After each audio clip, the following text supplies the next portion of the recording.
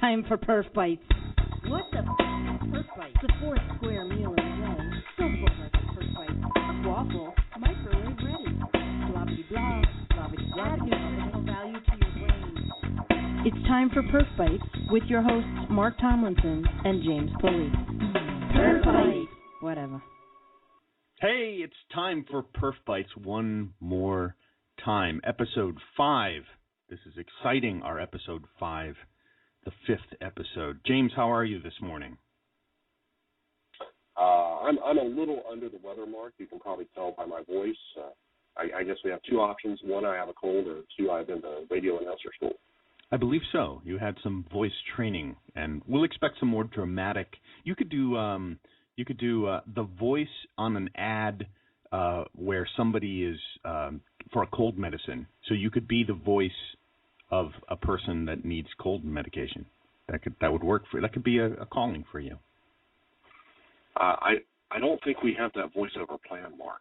I don't think so at all. Anyway, welcome listeners. We're happy that you decided to join us today for a riveting episode once again with your appropriately and seasonally dressed hosts James Pulley and Mark Tomlinson. Myself, Mark Tomlinson. Shouldn't speak of myself in the third person, I don't think. Our topic today is going to be performance requirements. And so we're going to talk a lot about objectives for performance testing, the rationale for doing performance work, like testing and tuning, capacity planning and stuff. James has a cold, so we have several pre-recorded contributions from James today. So if it sounds a little different, that's fine, but we'll get through that. And also we have James, we have this great perforant that's sent in from Scott Barber, so I'm really excited to share that. We'll also have some very specific, great tips about performance requirements, and as usual, we'll be taking your calls. So if you have a question about performance or specifically performance requirements, feel free to give us a call. The guest call-in is 805-285-9869. But first, of course, here's James with this morning's PerfBytes news.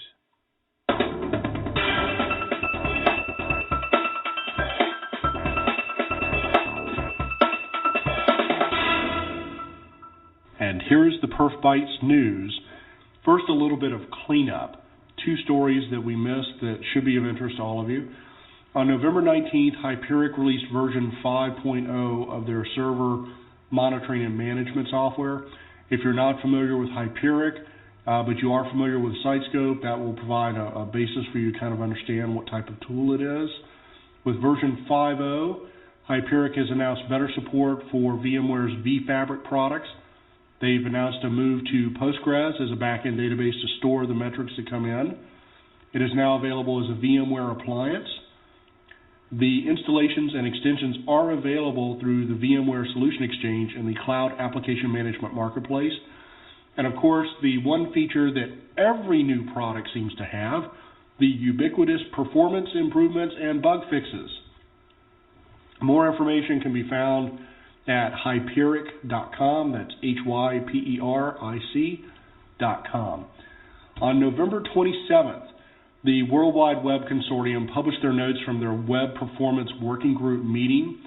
If you're not familiar with this group, essentially what they're doing is working with browser manufacturers in the implementation of HTML5 to introduce timing functions inside the browser layer to help people answer questions regarding browser performance and also rendering performance. The 8 interfaces they're looking at are navigation timing, resource timing, user timing, performance timeline, page visibility, timing control for script-based animations, high-resolution time, and efficient script yielding. Ironically, Internet Explorer, which has kind of lagged behind the industry for a while, version 10 is the first browser to support all 8 of these new interfaces. My understanding is Google is not far behind, so expect a Chrome release to support them as well. And I think we should all say a loud thank you to Steve Souter, because clearly he has been the man for pushing browser-based performance optimization. And this group, I think, should be named in his honor in this case. How does this impact you as performance testers? It really helps on the performance engineering front. You're able to move questions on performance, particularly in the browser layer, a little bit earlier in the process. You can move them down to development. You could certainly move them into functional testing and have items measured and addressed earlier rather than the seemingly restricted time frame that we have for performance testing usually. Next up, are you ready for IP version 6? I know every year seems to be the year for IP version 6. And what brought this to the forefront is I was at the webperformance.com site, and I noticed that they had some blogs related to using their tool to test an IP version 6. If you're not aware if your tool is IP version 6 compliant, IPv6 compliant, now is the time to talk to your vendor. If otherwise, you may be caught with your proverbial package down and having to test an application over an entirely new infrastructure. And we definitely don't want that. Call your vendor, find out the IP version 6 story. It may be a simple one, it may be a complex one, but at least you will know. If you're interested in how to use Web Performance's tools in an IPv6 environment, go to their site at webperformance.com. On December 12th, Ixia released its latest version of IX Network. The IX Network 7.0 is designed to help quickly configure complex real-life topologies, and the integrated drill-down stats enable users to speed up the debugging of these topologies. And because IX7 dynamically monitors resources and provides feedback, the user is assured the test runs are not affected by computing resources. Of course, I was reading from a press release. I don't normally use that type of language. The short note here on IX Network version 7 is it does use controlled endpoints provided by Ixia for both the generation and the receipt of load going through the network. Why is this important to you? Because your app may not be as scalable as your network. And in most cases, they're not. So having this control point involved in your test bed allows you to get higher resolution timings and information regarding your network performance tests. Good test point on the part of Ixia for including those. On the financial front, a whole bunch of tech companies are accelerating dividends to get ahead of potential tax changes, Oracle and Microsoft among them. So if you're a tech stockholder directly, have a 401k, or a municipal fund that invests in a bunch of tech companies, look for some boost in value between now and the end of the year as tech companies seek to reduce cash on hand and make sure the dividends are paid out on a tax beneficial basis to you and others. So, nice little benefit for Christmas. And if you're looking for gifts for Mark and I think we could put some ideas on the website. On the BlazeMeter front, Alon, who you may remember from our discussion in the last show regarding virtualization, has announced the opening of a U.S. branch in New York City and simultaneously announced the appointment of Ophir Prusak, the Senior Vice President of Digital Marketing. We were all kind of curious as to why Alon was in the U.S. on the last time for the show, but since the opening of their U.S. office makes total sense now. On December 5th, Spirent Communications announced that it joined forces with Indiana University's software-defined networking OpenFlow research organization. OpenFlow is a standard related to the development of new protocols on existing networks.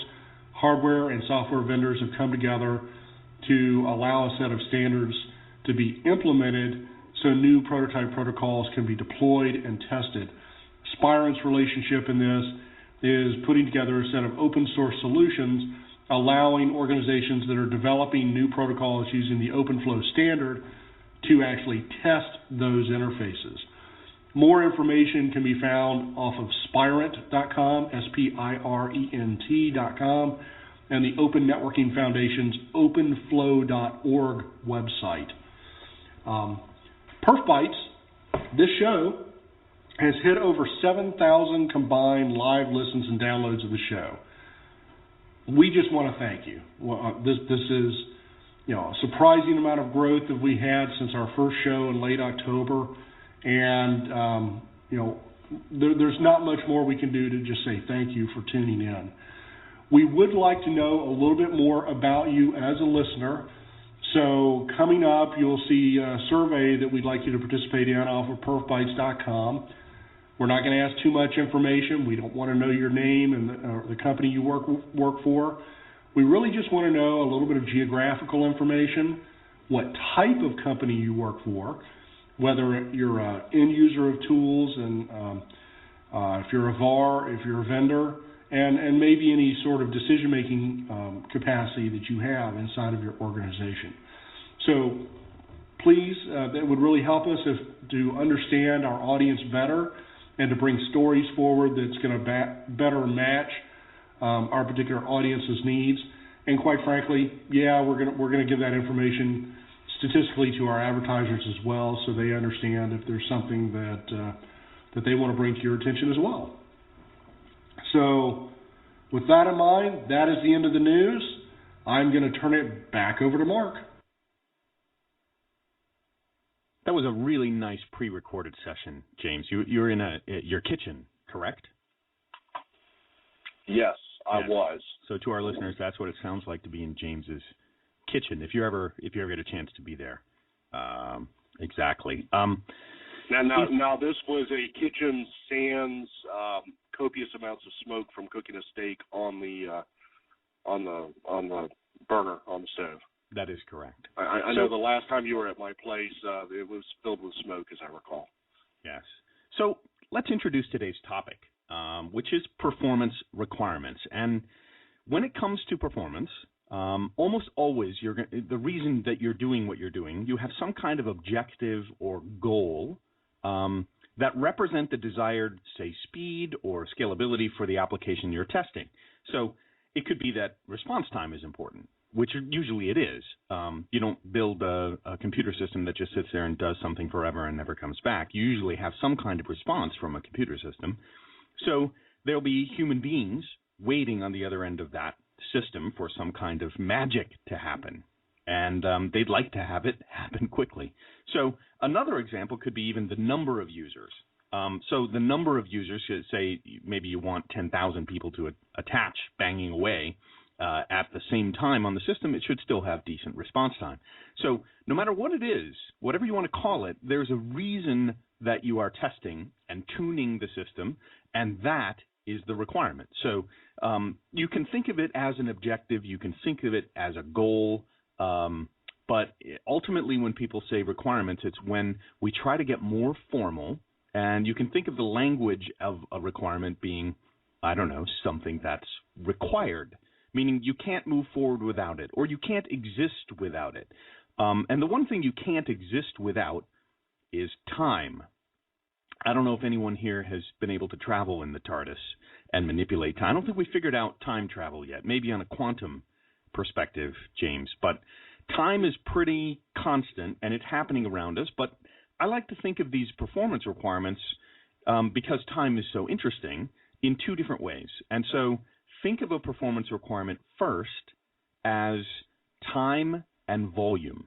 Don't think about all the technology. Don't think about all the other physical resources yet. But start by thinking the number of users or the number of transactions and how fast those transactions or those end users, how fast do the customers want it to be, right? So these are ideas that are typically non-technical things that normal human beings can understand. I mean, even your grandmother or your great-aunt's dentist who knows nothing about computers can understand response time, and they can also understand, hey, you know, there's hundreds of people out there actually on your site. So your product manager and maybe even your CEO should be able to understand the idea of time and volume. And after you kind of nail down your performance requirements on those things, then you can start talking about technical performance requirements. And this could be where you're tuning a device or you're tuning a system that's, you know, maybe put together and you only have so much CPU or you only have so much of a physical resource. You only have so much SAN bandwidth on the fiber channel, so you can only move maximum, theoretically, 400 megabytes per second. But the truth is you need to fit all your response time into that bandwidth. So think first and foremost about the time and volume, and secondly, about the physical resources. Now, we have a few tips from the show, so James, maybe you want to share the first tip we have about performance requirements? So, Mark, taking what you just said and just kind of distilling it down, the first tip is to define time and volume discussions separately from physical resources. Your time and volume, these are business requirements. These are the people that pay your paycheck. You want to make sure that they are fully satisfied that you understand their business. Specify how many users and how fast, using the language that you just used, Mark, before diving into the physical infrastructure discussion on the number of processors, multi-threading, compression, and basically all the stuff that ops and the platform owners are concerned with. But the business people really don't care about. All they want is number of users, how fast, and in many cases, how much revenue is tied to that. This will help you keep the conversation focused on end users, customers, and business managers. Once again, these are the folks that write your paycheck, and if they're happy, you're going to be happy. Keep in mind that most service-level agreements, which is the language of business, are written about response time and availability. And, Mark, I think you wanted to have a short public service announcement about service-level agreements at this point. Yes, I think it would be appropriate, James, for us to share a public service announcement. And so, do you lie awake at night worrying about whether your systems are meeting all the legal and contractual obligations for response time and availability? Do you dread getting up in the morning, looking at your APM dashboard to see if any alerts or massive outages have happened overnight? Are you losing your hair, your vacation, your peace of mind due to troubled and missed SLAs in production? Well, don't be stupid about it anymore. You should be doing performance testing. It's only been a proven practice for the last 20 or so years, so what are you waiting for? Call a testing vendor or your QA director into the office and tell them, hey, we need some performance testing and we need it now. Even though no one in your computer science and information systems master's program told you about the importance of conducting performance and load testing, you probably have heard about doing this stuff. So why not get it in the budget and do some performance testing every month? Don't hide behind the door when your CEO comes into the office and asks about system capacity and future acquisitions. Stop trying to architect performance into the constantly churning code base, and don't listen to overly confident developers who think their code is a beautifully flawless piece of art. It's not. Start performance testing and tuning your way to a more successful and more productive future. This message is brought to you by the Council for Not Being Stupid About Performance Anymore. How was that, James? Well, Mark, I think you have pretty much summed it up. I've never heard about that council, but, I fully support their mission. Yeah, I actually just I joined last night, and when I was putting that together, that would be really good. So I'll remind folks again, you can call in to the guest number is 805-285-9869. And before we jump in with that, I'd like to continue our conversation on the topic of performance requirements. We have a submitted performance rant, a perf rant, from one of the top performance testers in the country, I think, in the world, Scott Barber. So with that, here is the first formal perf rant that we have, submitted by Scott Barber. It's time for a perf rant. Performance requirements. Yeah, I gave up on them 10 years ago. My first project as a performance tester, I don't remember what the actual performance requirements were. Here's what I do remember. I ran a test where 500 users were supposed to log in over the course of an hour, 10-second interval, wait 19 minutes, and then log out. That's never completed because I ended up taking down the entire internal network. So I guess there should have been a performance requirement that said, make sure there's enough network bandwidth. On my next project, I was handed a sheet of paper with performance requirements on it. I started to read it. I got to the line that said, all pages shall respond in 3 seconds or less, 100% of the time for up to 5,000 concurrent users. I stopped reading, grabbed a Post-it note with the word fail on it, stuck it on the paper, handed it back to the test manager, who, needless to say, was upset. He asked, what do you mean fail? Well, it's simple. It's the internet. You don't get 100% of anything. The next project, I asked the product owner, so what are your performance goals related to this application? And he looked me square in the eye and he said, well, you're the performance tester. You tell me. On my fourth project, I was told that the performance requirements were that the application perform no worse than the previous release. So I asked the obvious question, what was the performance of the previous release?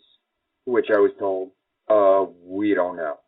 This was all during 2000 and 2001. It was after that I decided that the notion of performance requirements was just useless.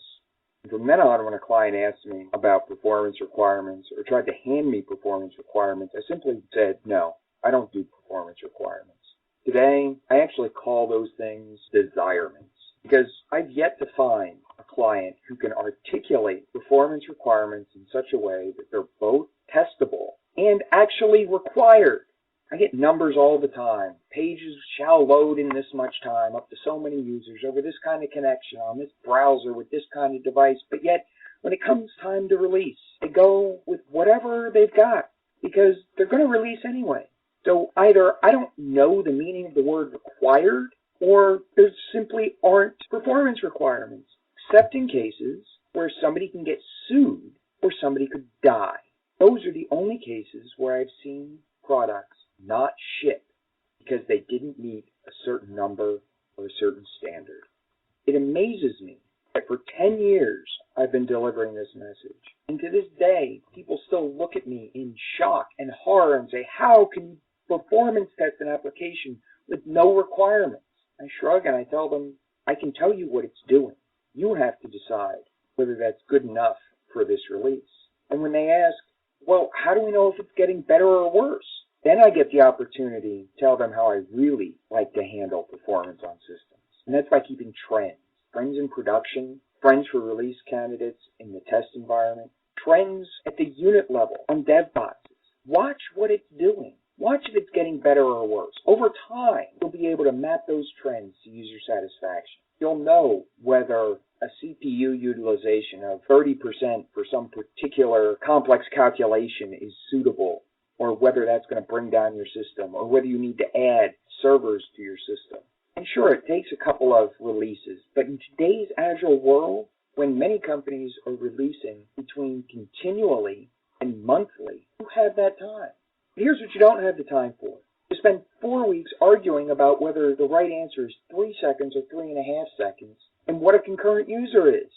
In today's environment, we don't have time to argue about what the right number is. What we need to do is start collecting numbers from the beginning and putting applications in front of people as soon as we can and correlating satisfaction to those numbers so we can change our target as we go. Because even if you have hard performance requirements, you know what they are and you'll stand by them. If you wait until you're testing a release candidate to see how close you are, you're not going to achieve them by go live time.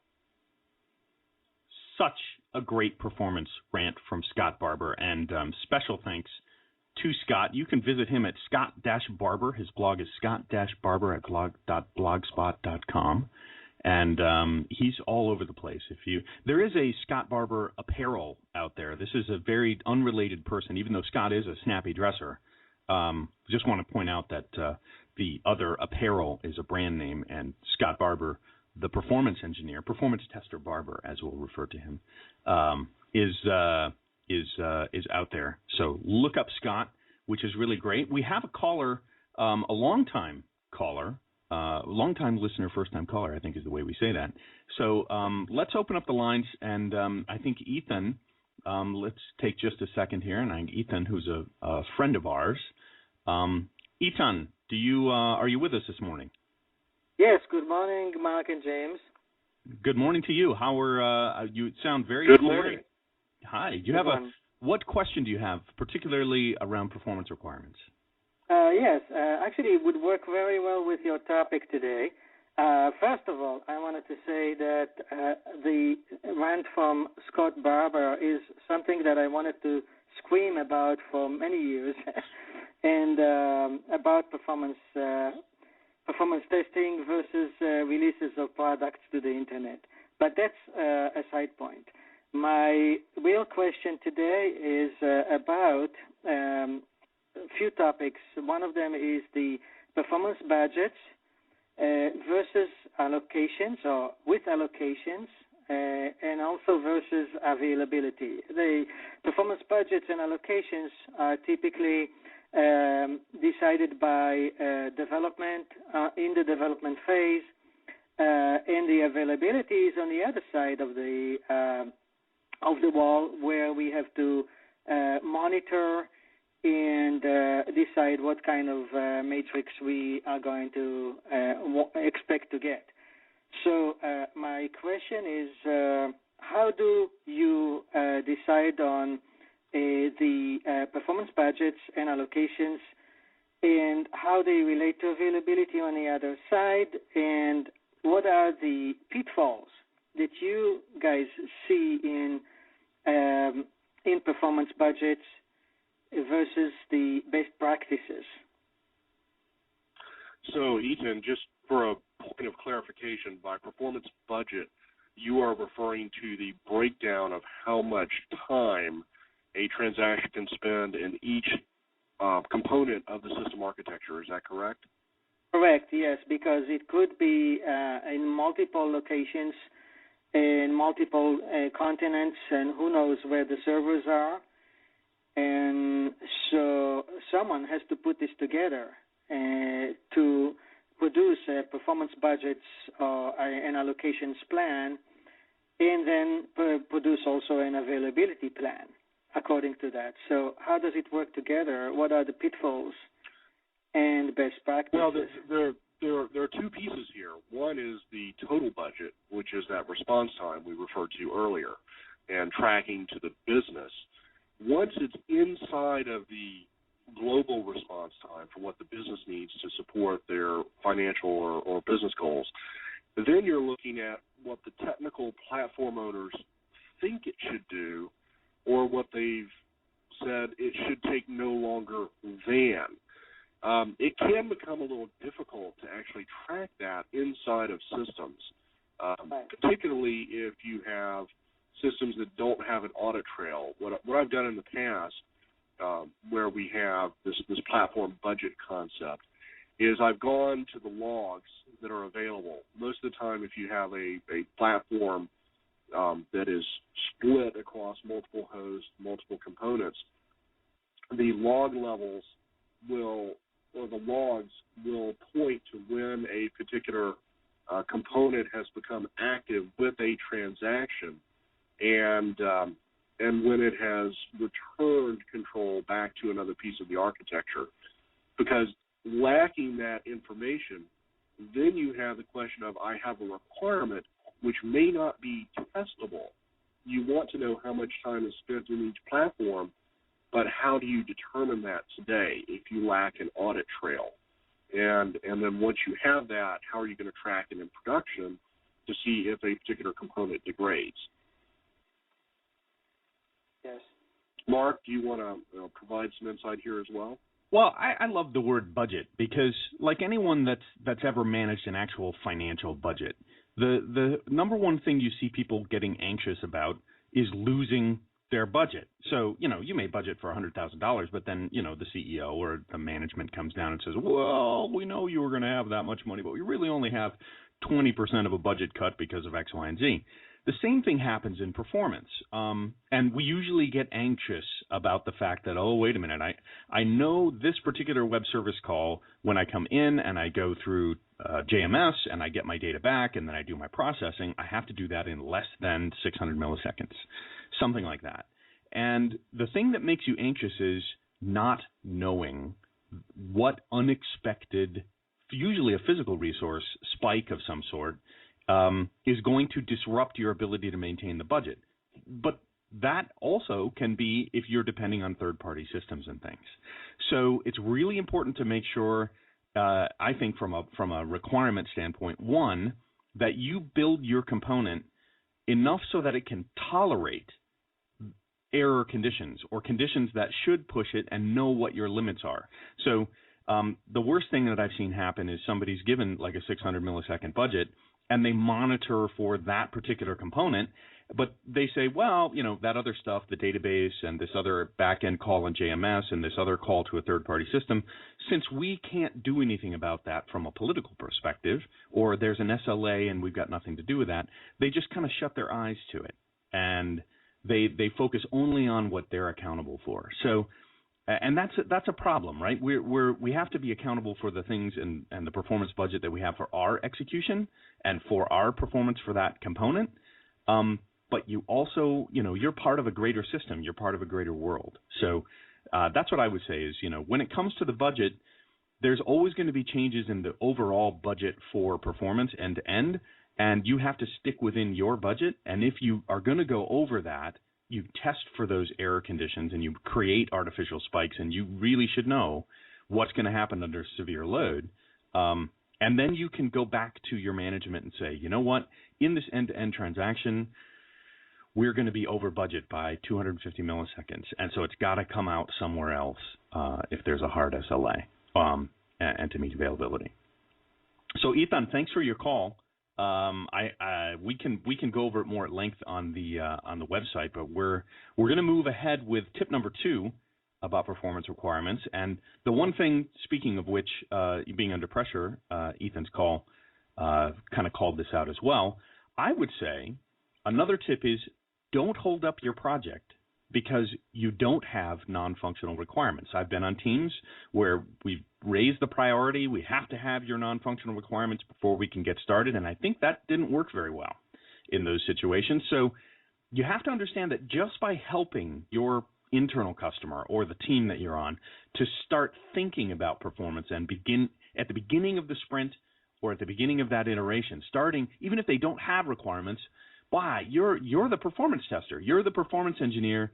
You are the best qualified person to get in there, get hands on it, start helping them develop the right performance requirements. Even if you don't call them requirements, they're just objectives or desirements, as Scott Barber put it.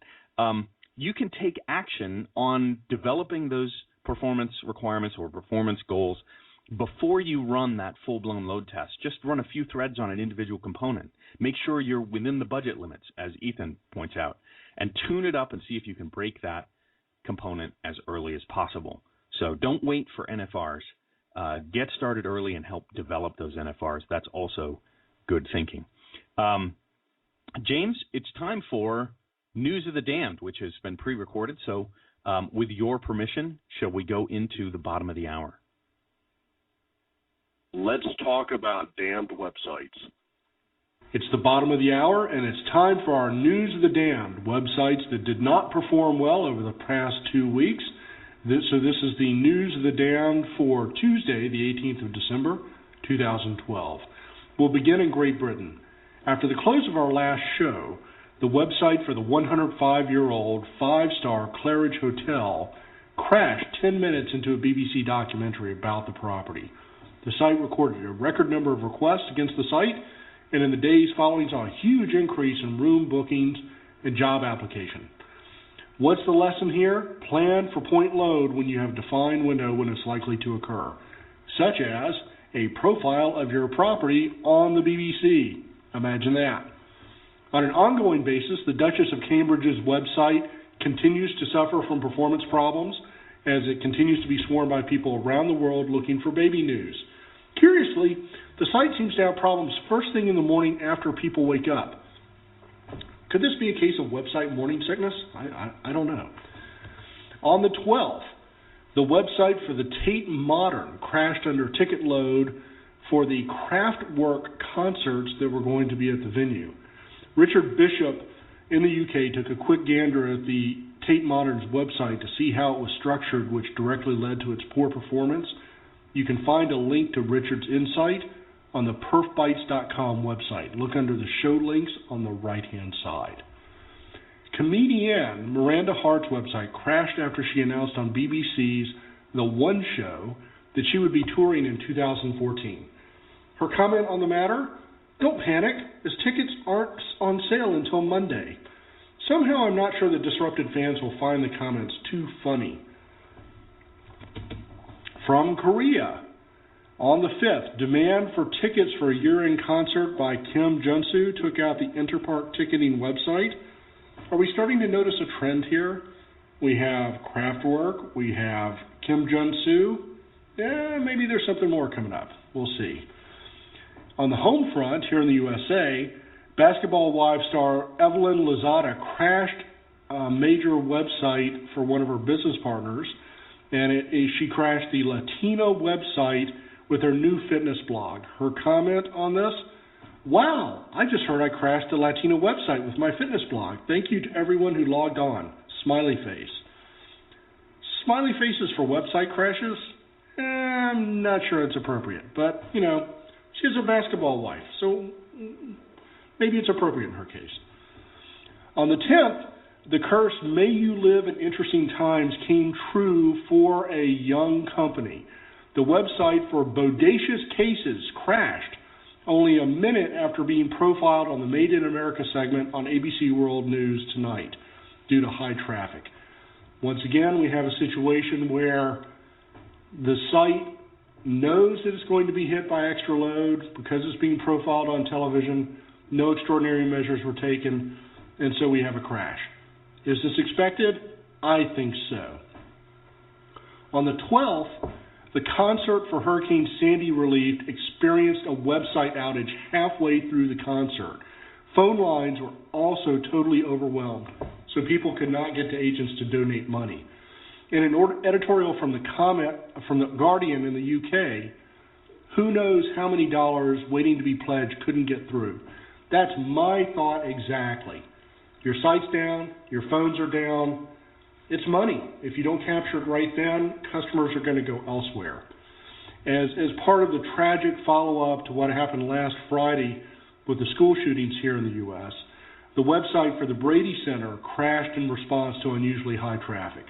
The Brady Center was founded by the wife of James Brady, Ronald Reagan's press secretary, who was permanently injured in the failed 1980 assassination attempt on the president. This is completely unexpected load in this case, although if they had experienced trend information from previous shootings, they might have taken steps to plan for future load. In Australia, on December 8th, we're going to revisit this whole issue of tickets for concert venues. The website for the iconic Sydney Opera House crashed when the band Nick Cave and the Bad Seeds announced 3 tour dates at the venue. Two shows sold out, and then the site crashed before the 3rd date was added. Comment from Northern Tasmania Examiner website referring to Nick Cave: "Although not officially a sir, anyone who can crash the Opera House's website deserves to be knighted." I don't think this is such an extraordinary accomplishment. After all, look at our Woman of the Year, the Duchess of Cambridge, Kate Middleton. All she has to do is put on a pair of shoes and walk outside, and boom, a website goes down. So, I'm going to disagree with the Examiner website on this one. On December 12th, the Ticket Tech website crashed in Sydney under the demand for tickets to see Manchester United and the A-League All-Stars at the ANZ Stadium this coming July. The site actually survived the swarm of users coming in, placing users in an inbound queue, waiting for other users to depart, but the failures were occurring at the payment and checkout stage. Could this be a failure in the cart management system with too many people actually having a default cart on the system when they arrive? Could be. Only time will tell on this. And then finally, on a worldwide basis, on 12/10, Google experienced an outage in their Google App services, which included Gmail, Google Drive, Docs, Play, Calendar, and related services. The outage was only 18 minutes long, but it seemed much longer to people that were impacted. Also impacted were local Chrome browsers on desktops, which evidently have hooks back to some of these Google services, as well as other remote services. The outage was detailed by Google engineer Tim Steele on the Google developer forum code.google.com, and the shorthand for what happened is the Chrome sync server relies on a back-end infrastructure component to enforce quotas on the per data type sync traffic, and that quota service experienced traffic problems due to a faulty load balancing configuration change in Google's infrastructure. So a change by the networking group impacted all of the services and led to an outage.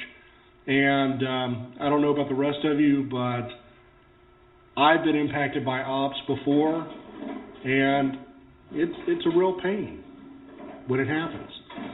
So with that, I'm going to turn it back over to Mark for a couple of comments. Mark, do you want to comment on the ops side of the house impacting performance? And also, I know you play instruments and you've been in a band before. Can you comment on the band issues in the ticketing websites? So excellent news of the damned, and James built in the handoff on the band thing. First of all, I think people are crazy when it comes to musicians because we love music, and music is a huge part of what we experience. And people, particularly a mass set of older generation, like Kraftwerk was around in the 80s. That's 30 years ago, and so I think take some of these names, and I think of like the Eagles concert or the Rolling Stones. These are like classic old guys in bands, and there's two things that are happening there. One, time is running out to go see these guys. So if you've never seen these performers play, sadly they're not going to be around very long. So the ticket prices go up, and the frenzy goes up getting those tickets. The second thing, James, I'm really curious if there isn't something in the marketing initiative about, because the venues are not getting larger. The Opera House in Australia did not suddenly get larger so that there's more people getting more tickets. It's the same probably number of tickets available, but the frenzy is getting compressed. And there's only one thing that I see that causes that, and that is that the ticket pricing is scaled, much like airplane tickets, where the cheap tickets are available in tiers. In the first 15 minutes, they'll sell out of the cheap tickets. And so you want to get in the first few seconds of the ticket sale so that you can hop on there and make your sale. So I'm wondering if there isn't some financial schema at play to concentrate that load. And again, here's the classic thing about a performance requirement. Did the marketing department call up the IT guys in ops and say, hey, if we change our marketing schema, can we handle the load if we take 60% of the users and do them in the first 5 minutes? So again, if you don't have requirements or you don't talk to the marketing department about that push, then who knows? You're probably not prepared for that. And of course, they all use different systems and different vendors and the cheapest price. James, you had a question. Yeah, I think you're on to something on the venue component there. I know in Charlotte, North Carolina, where I live, a few years ago, the city council tore down a perfectly good basketball arena that was less than 20 years old, and they built a smaller venue in downtown Charlotte. And this, of course, resulted in higher ticket prices for concerts coming to town. Yeah. And what would change this, oddly, is not so much that I'm not saying you shouldn't charge a lot of money to go see, a famous sporting event or particularly a rock band that's, reaching the end of its tenure. But I will say, rather than having tiered prices, if they just had one price, all the tickets, even if it's a high price, all the tickets should be the same price at the high end, all the tickets should be the same price at the low end. The IT systems would probably be normal because people would be like, well, it's a count thing. We're just going to run out of tickets, but there's no incentive to get there in the first 5 minutes to get, those kinds of reservations. And James, you and I have talked about multiple sort of queuing systems and, reservation tokens and all sorts of different ways to do this. Surprisingly, sites like Ticketmaster and some of the other ones out there, I think there's another one, something Groove Nation. There's another one. They do very, very well at scaling very large load. So perhaps some of these incidents that you mentioned were not so good. But this brings me to, speaking of these crashed websites, James, another thing you recorded yesterday was a sort of a mini perf rant. We'll call it a performance editorial from James Pulley. I think it's time to kill the default shopping cart. We go to a great many sites today, and as soon as we show up, the site hands us a shopping cart. It pre-allocates resources to us in the hopes that we might buy something. In reality, very few customers actually go all the way to the end. And on a lot of sites, fewer than 50% of the people ever even put something in the cart, much less view it. So we are pre-allocating all of these resources, holding them all to the penalty of the people who are checking out at the very end. I've even seen systems where people pre-allocate the shopping cart, they pre-allocate order IDs, and they pre-allocate all sorts of information, all for a site that maybe has 10% of the people that actually go all the way to the end. So they spend an enormous amount of computing power to support an uninteresting person. If you want to implement a cart, implement a fake one right on the first page. Let them click on the cart to view it, then give them a cart, or wait till they put something in the cart to actually instantiate it. This way, you can support the operations of your website 100% in your content delivery network without any call coming back to origin to support a cart until the user does something interesting.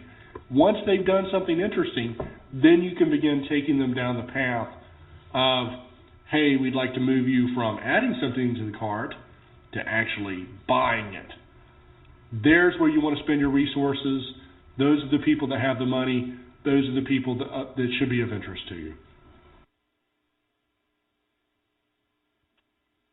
Excellent editorial, James.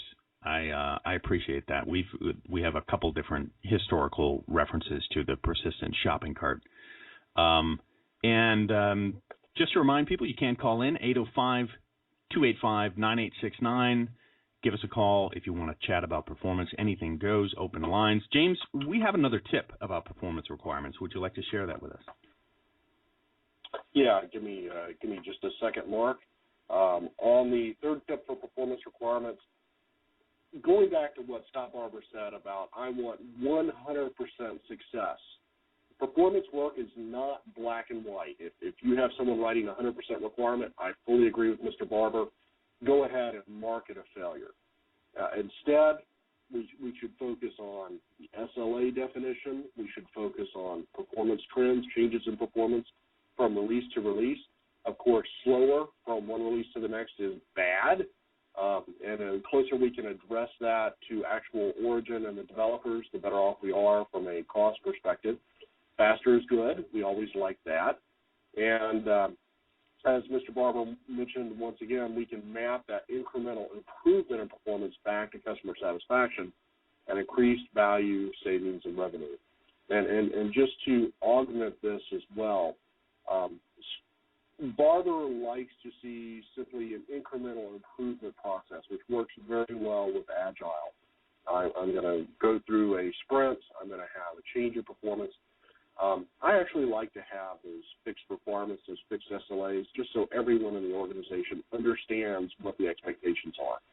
So in addition to having this incremental improvement, you do have the targets. So back to you, Mark.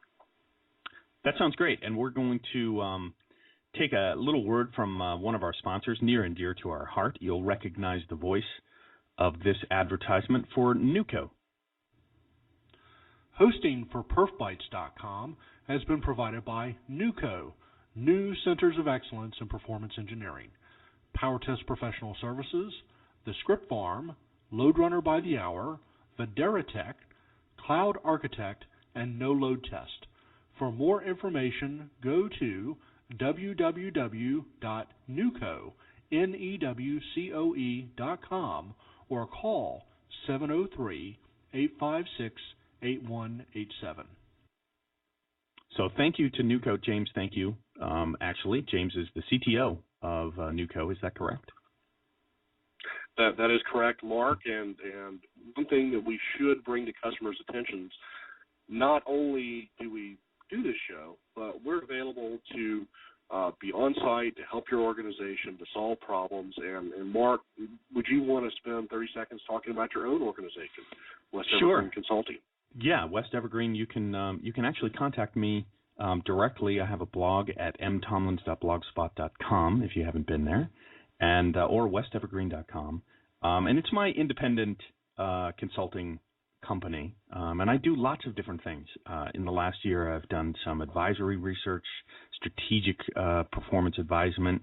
I've been teaching workshops, hands-on sort of practicums and things on performance engineering and performance testing, load testing, as well as straight-up consulting. So if you want to contact me, you can leave a message at 775-773-8780. That's West Evergreen. Or mtomlins at blogspot.com.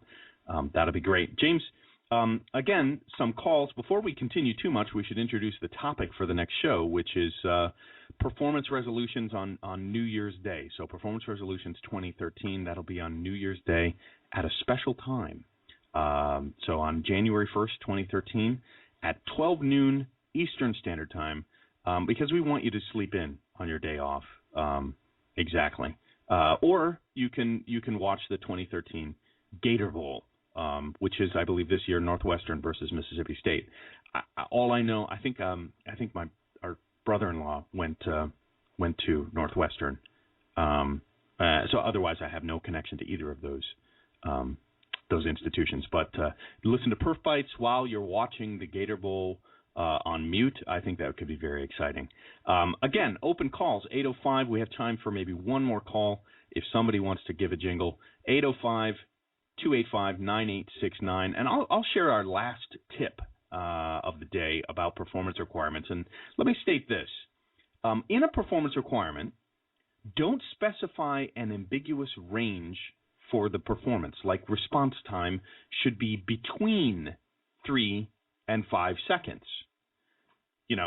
Choose a number, not 3 or 5, because what if it comes in at 3.6 seconds? Is that passing? Is that well, between 3 and 5?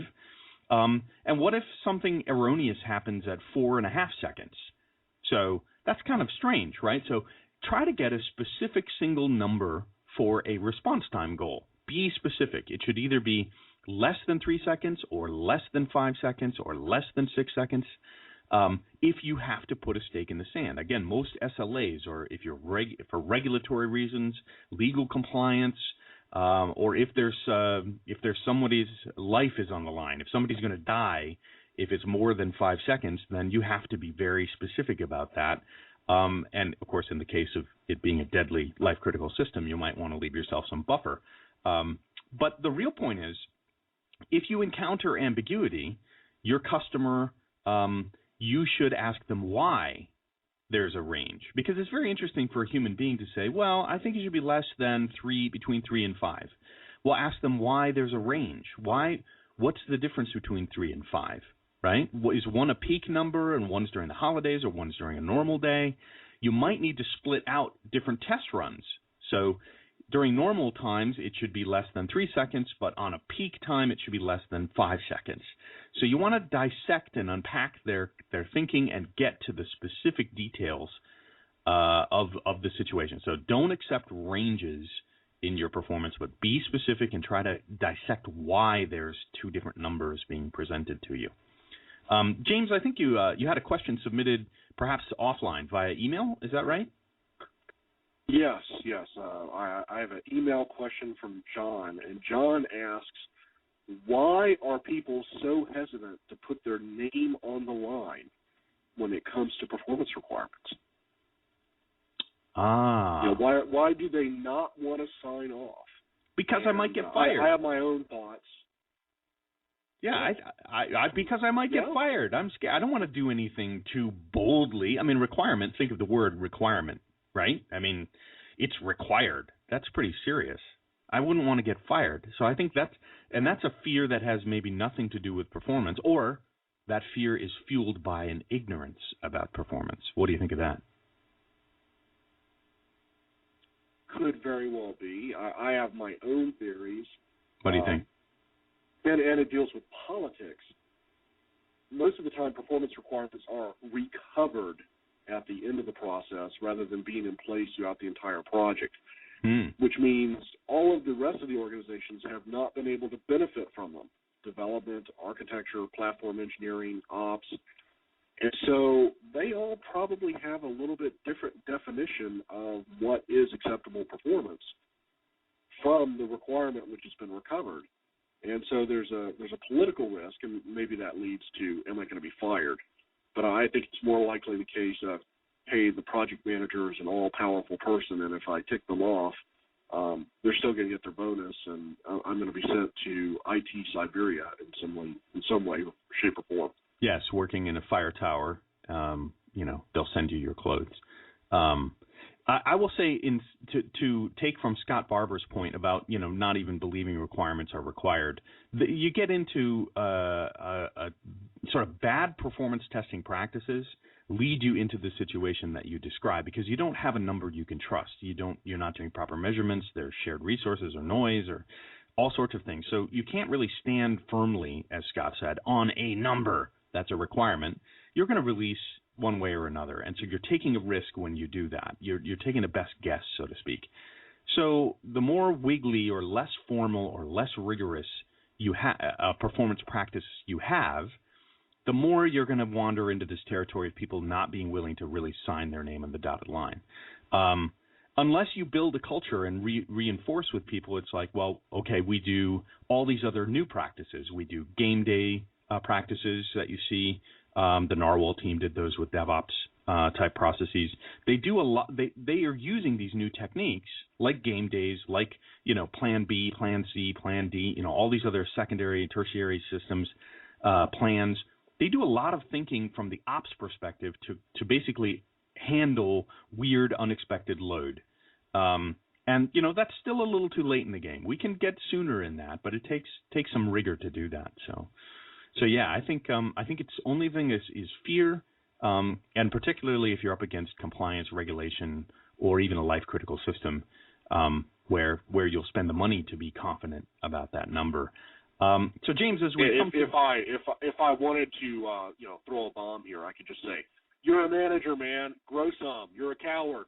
Put your name on the line. Stand for something. Get a spine. Get a spine. You've been put in a position of responsibility for a reason. Yes. So James, that music tells us we've come to the close of another PerfBytes episode. And I would say it's time to thank everyone we need to thank for listening. James? I'd like to thank my mother for tuning in, and I'd like to give a specific shout-out to my brother who turned 42 this last weekend. Also, a special thanks to our guest contributor this week, Scott Barber, for his rant about performance requirements. Visit Scott's blog at http://scott-barber.blogspot.com. And for more information about Scott, you've got his company, PerfTestPlus.com. Mark? And of course, as always, thanks to the warm and hearty voice of the sexy Irish voice of PerfBytes, and for the moderating of the calls today. Really appreciate that. Today, PerfBytes show was powered by the turbo button on the front of your PC. And a quick reminder again that our next show will be on New Year's Day, January 1st, at 12 p.m. Eastern Standard Time. And also, please be aware that all the content of this PerfBytes show is copyrighted and protected by a guy with lots of mean German Shepherd dogs which have been specially trained to attack inappropriate uses of this show's content. The dogs surf the web. I'm serious, really. They do.